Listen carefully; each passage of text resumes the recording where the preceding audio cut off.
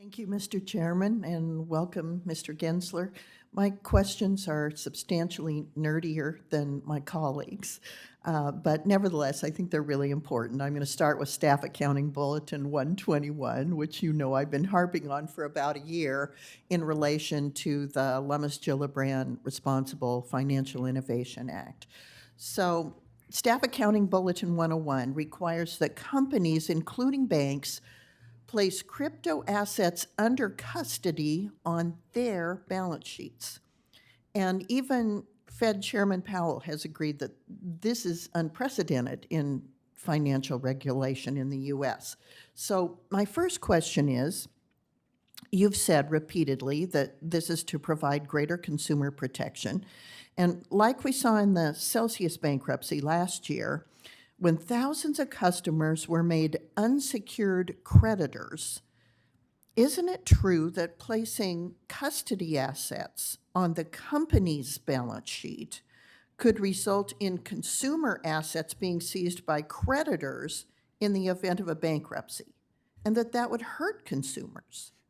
Senator, thank you for actually going down, as you say, The rabbit hole. more technical rabbit holes, and I'll be glad to go there. It's actually, you're absolutely right about this Celsius finding, but what was interesting in that bankruptcy finding is a judge said these are not segregated protected assets. By and large, that the investors were just lining up in bankruptcy, and that was regardless of a staff accounting bulletin that the SEC put out, because Celsius was a private company. The staff accounting bulletin was staff advice on how to do accounting in public companies.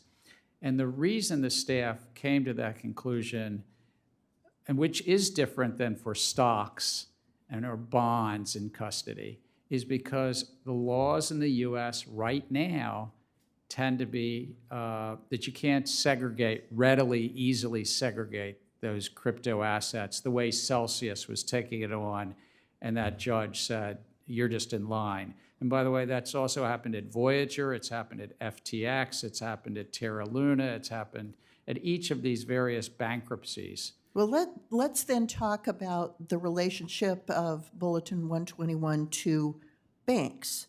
So the requirement prevents banks from offering crypto asset custody because it requires the assets to be backed one for one by US dollars. And if that standard were applied to legacy custody banks like BNY Mellon, they would have to have trillions in regulatory capital. So that prevents the most heavily regulated financial institutions in the country from offering custody. So if your ultimate goal is to provide real consumer protection, shouldn't the SEC withdraw Staff Accounting Bulletin 121 to allow banks to provide custody? So the Staff Accounting Bulletin is just about public companies and how to properly show that to investors in those banks. And it's investors, not the people getting the custody. The bank regulators are free to address how they treat capital, however they wish to treat capital. But this is just about, is the balance sheet have those custodied crypto as a liability, but they also have the crypto as an asset. We don't speak to how it's backed. That's up to the bank regulators. Okay, thank you. I want to turn to the SEC's pace of rulemaking.